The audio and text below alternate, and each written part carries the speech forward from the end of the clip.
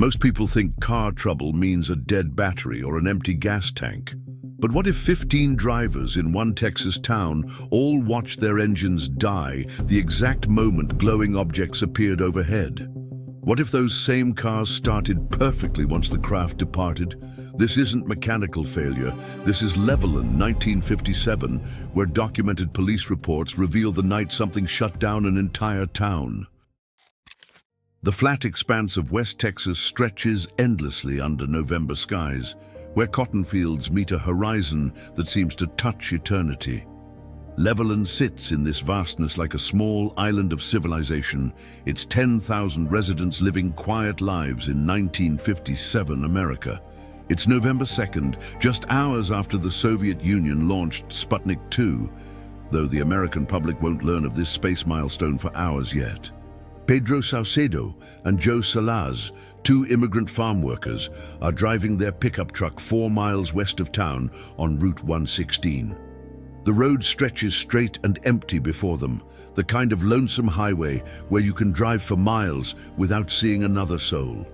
At approximately 11 o'clock, everything they thought they knew about the world changed forever. According to Pedro's later testimony to police, they first noticed a blue flash of light near the road ahead. As they watched, their truck's engine began to sputter and die. The headlights flickered and went dark. In the sudden silence, both men heard something that made their blood run cold, a low, thunderous sound approaching from above. What rose from the darkness defied every rational explanation. A rocket-shaped object, brilliant with yellow and white light, lifted from a nearby field and began moving directly toward their powerless truck. The craft was massive.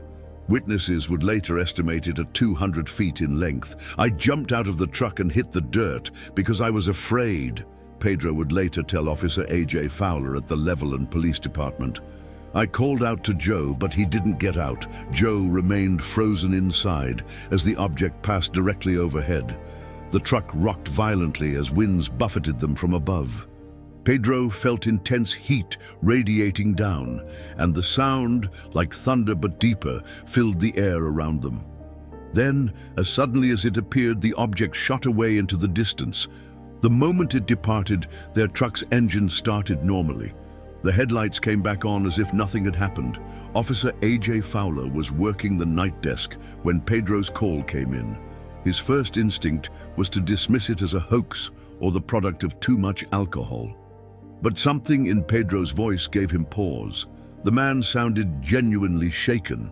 Fowler filed the report and returned to his paperwork, assuming that would be the end of it. He was wrong. Exactly 1 hour later, the phone rang again. Jim Wheeler, a local motorist driving 4 miles east of Levelland, described encountering a brilliantly lit, egg-shaped object about 200 feet long, sitting directly on the road. As his car approached, his engine died and headlights went out. He sat in his powerless vehicle, watching the object glow like an enormous streetlight. After several minutes, the craft rose vertically into the air. The moment it lifted off, Wheeler's car started immediately. Officer Fowler was no longer dismissing these calls. 2 independent witnesses, different locations, nearly identical experiences. He contacted Sheriff Weir Clem and Deputy Patrick McCulloch. The reports kept coming. At 10:55 p.m., a married couple northeast of Levelland saw a bright flash cross the sky. Their headlights and radio died for several seconds. 5 minutes later, Jose Alvarez encountered a strange object on the road 11 miles north of town. His engine died when he approached, restarting once the object departed. At 12:05 a.m., Newell Wright, a Texas Tech student, was driving when his car began failing. The amateur jumped to discharge, and the motor started cutting out like it was out of gas, he reported. The car rolled to a stop, then the headlights dimmed and went out. When he stepped out to investigate, he saw a massive egg-shaped object glowing on the road ahead. As he watched, it lifted off and disappeared. His car immediately started without problems. By 1:30 a.m., Sheriff Clem and Deputy McCulloch were actively patrolling. Their diligence was rewarded when they observed what Clem described as a brilliant red sunset across the highway that lit up the whole pavement for about 2 seconds. Fire Chief Ray Jones added his testimony at 1:45 a.m., reporting a streak of light that caused his vehicle's lights to dim and engine to sputter. By 2 a.m., the encounters had stopped. Officer Fowler sat at his desk with 15 separate reports from shaken citizens. Every caller had been genuinely frightened. Many requested anonymity, fearing ridicule. The consistency was undeniable. Independent witnesses across different locations described similar objects with identical effects on vehicles.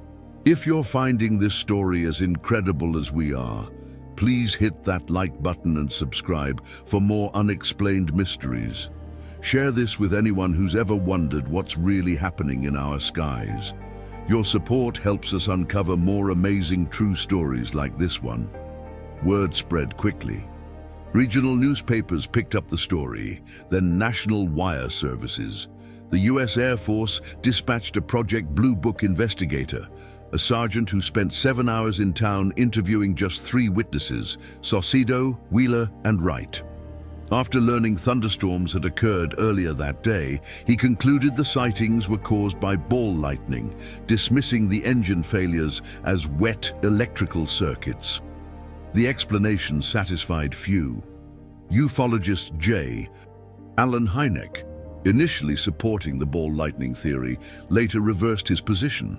"I am not proud that I hastily concurred in the evaluation as ball lightning," he wrote. "There was no electrical storm that night. Observers reported overcast and mist, but no lightning.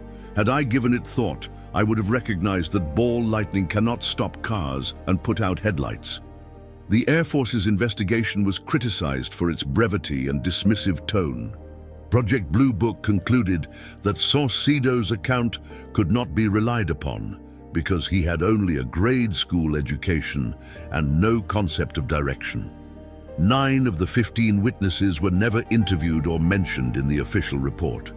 Decades later, the Levelland Incident remains one of the most compelling UFO cases on record. Multiple independent witnesses, consistent electromagnetic effects, documented police reports, and official acknowledgement create a foundation of credibility few cases can match. The witnesses never wavered from their accounts, despite ridicule and official dismissal. What happened that November night in Levelland?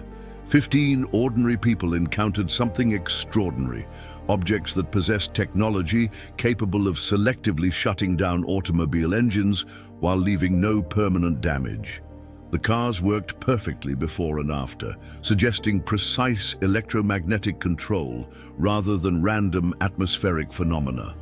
The truth may lie in those empty stretches of West Texas highway, where the impossible briefly became reality, where witnesses learned that our understanding of what's possible might be far more limited than we'd like to believe, and where, for a few terrifying hours, something unknown held dominion over the roads around a small Texas town. Disclaimer: this video is based on public reports, eyewitness testimonies, and speculative analysis. Some details remain unverified. All interpretations are intended for informational and entertainment purposes only.